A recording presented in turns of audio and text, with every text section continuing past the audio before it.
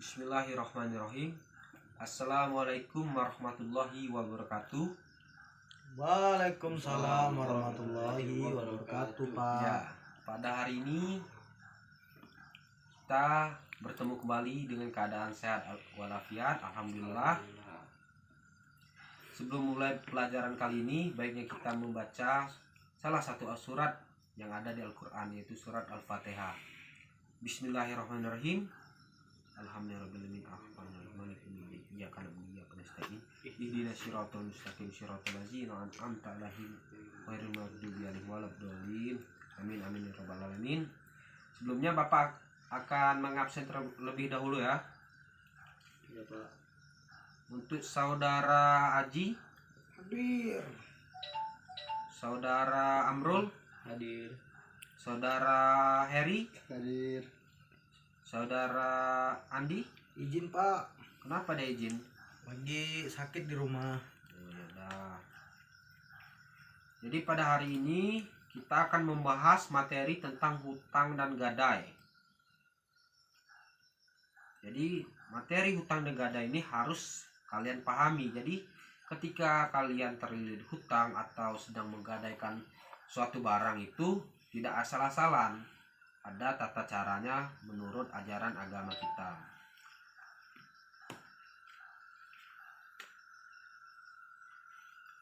Udah ya. Baiklah, kita memasuki materi tentang hutang dan gadai. Yang pertama adalah pengertian hutang piutang. Jadi, menurut Kamus Besar Bahasa Indonesia, hutang yaitu uang yang dipinjamkan dari orang lain. Sedangkan piutang mempunyai arti uang yang dipinjamkan dapat ditagih dari orang lain. Nah, jadi pengertian hutang dan piutang itu ya.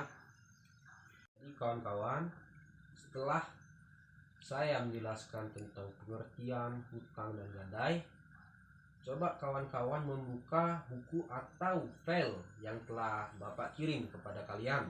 Coba kalian baca tentang pengertian hutang dan gadai menurut ulama-ulama. Coba kalian jabarkan lebih terperinci bagaimana pengertian-pengertian yang ada di dalam file tersebut. Setelah kalian baca, kalian didiskusikan. Kepada Bapak bisa, kepada kawan sebelahnya juga bisa. Baik. Jadi, para Amrul untuk menjelaskan tentang pengertian hutang-hutang dan gadai yang ada di file yang telah Bapak kirim menurut para ulama. Baik, Pak. Jadi menurut materi yang telah saya baca, perbedaan pendapat hutang piutang ini menurut Hanafiyah, hutang piutang adalah memiliki manfaat secara cuma-cuma. Sedangkan menurut Malikiyah, hutang piutang adalah memiliki manfaat dalam waktu tertentu dengan tanpa imbalan. Baiklah, mungkin selanjutnya akan dijelaskan oleh teman saya. Baiklah, terima kasih saudara Amrul. Mungkin itu secara singkatnya yang telah kamu baca dari file yang telah Bapak kirim ya. Iya, Pak. File buku yang telah Bapak kirim ya. Nah, Pak. Setelah itu coba saudara Aji untuk menerangkan apa yang telah kamu baca dari buku itu. Ya, mungkin saya akan melanjutkan menurut Syafi'iyah. Hutang piutang adalah kebolehan mengambil manfaat dari seorang yang membebaskannya, apa yang mungkin untuk dimanfaatkan serta tetap zatnya barangnya supaya dapat dikembalikan kepada pemiliknya. Itu menurut mazhab Syafi'iyah. Dan yang kedua menurut Hanabilah. Mazhab ini definisinya adalah hutang piutang adalah kebolehan mengambil manfaat suatu zat barang tanpa mengimbal dari peminjam atau yang lainnya. Dan yang terakhir yaitu Ibnu Rabi'ah. Secara bahasa, menurut beliau, hutang piutang adalah kebolehan mengambil manfaat suatu barang dengan halal serta tetap zatnya supaya dapat dikembalikan. Ya mungkin itu saja Pak. Ya baiklah, terima kasih. Nah, setelah kalian membaca buku tentang hutang dan gadai, materi hutang dan gadai, dan kalian mendefinisikan tentang pengertian dari para ulama kita tentang hutang dan gadai, Bapak di sini ada video tentang hutang dan gadai. Tolong kalian amati ya. Baiklah. Jadi. Ya baiklah, setelah kawan-kawan mengamati video tentang hutang piutang yang telah Bapak berikan kepada kawan-kawan tadi, adakah yang ingin kalian tanyakan tentang video tersebut? Izin bertanya Pak, Ya, dipersilakan. dari video yang Bapak berikan kepada kami, dan saya ingin menanyakan, adakah syarat tentang hutang itu Pak? Syarat untuk hutang piutang. Iya Pak. Jadi hutang dan piutang ini tentunya ada syarat. Jadi tidak asal-asalan dalam mengambil hutang dan piutang. Syarat pertama adalah kita ini harus berakal dan sehat. Jadi orang gila dan anak kecil yang tidak berakal tidak dapat meminjam barang orang yang tidak berakal. Nah, jadi syarat pertama itu kita harus mempunyai akal. Nah, syarat yang kedua, barang yang dipinjamkan itu harus halal atau milik sendiri. Dan terus barang yang dipinjamkan memiliki manfaat. Dan barang yang akan dipinjamkan bukanlah barang rusak. Nah, itu tentang barangnya. Terakhir syaratnya adalah barang dapat dimanfaatkan tanpa merusak zatnya. Nah, maksudnya adalah jadi barang itu bisa dimanfaatkan tapi tidak boleh merusak apa yang ada di dalam barang itu gitu loh. Paham? Nah, di situ kan dari itu pertanyaan tentang video yang kalian amati tadi ya. Ya Pak. Nah, itu sudah di. Nah, terima kasih atas pertanyaan dari saudara Aji tentang syarat apa yang harus dilakukan dalam hutang piutang. Nah, setelah kita bertanya dan menjawab tentang hutang piutang, coba kalian kawan-kawan ini diskusikan apa sih etika dalam hutang berpiutang. Pastinya kan ada itu etikanya kan, tidak basing-basing, tidak asal-asalan. Coba kalian diskusikan dahulu.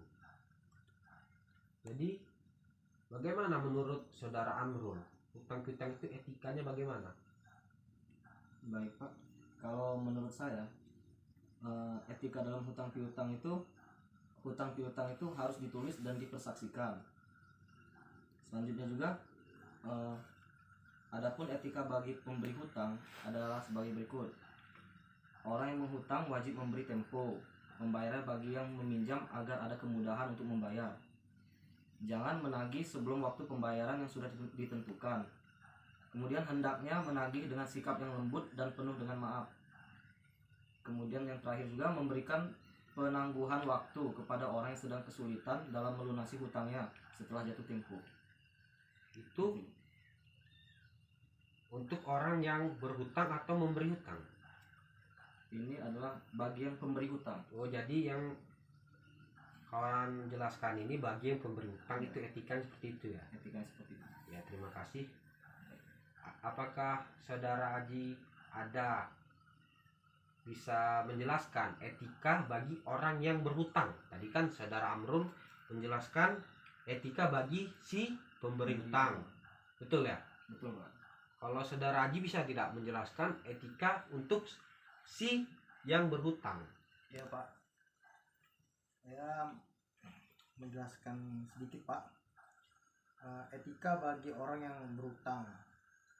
Adapun etika bagi orang yang berhutang itu adalah yang pertama, diwajibkan kepada orang yang berhutang untuk segera mungkin melunasi hutangnya tak kala ia telah mampu melunasinya.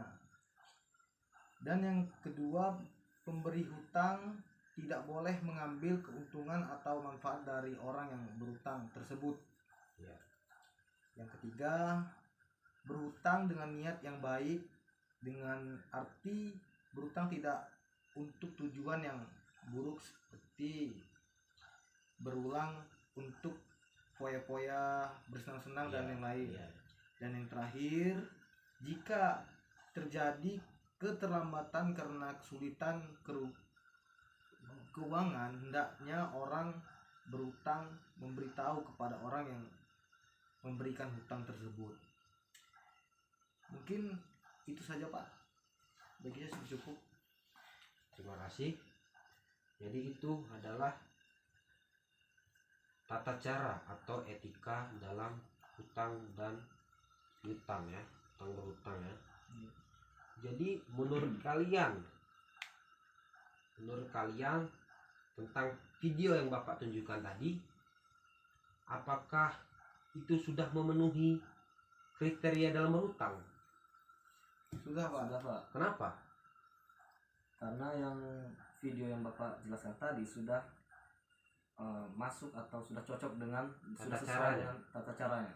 Rukun dan syaratnya Rukun sudah dan ada ya, syaratnya menurut sudah- kalian sudah ya? masuk, iya, Pak. Ya benar sekali.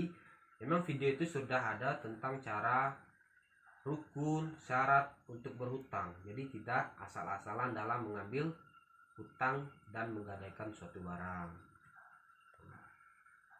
Udah sih, satu lagi. Nah, jadi setelah kita mengetahui pengertian hutang gadai, kita melihat video tentang hutang gadai, berdiskusi tentang materi hutang gadai dan tanya jawab tentang hutang gadai. Bapak memberi tugas kepada kalian. Coba kalian praktekkan bagaimana sih cara hutang gadai yang benar, tentang syarat-syarat yang telah kalian pelajari tadi. Coba saudara Amrul menjadi penggadai, Penggadai, ya. kamu menggadaikan. Baik Pak. Coba.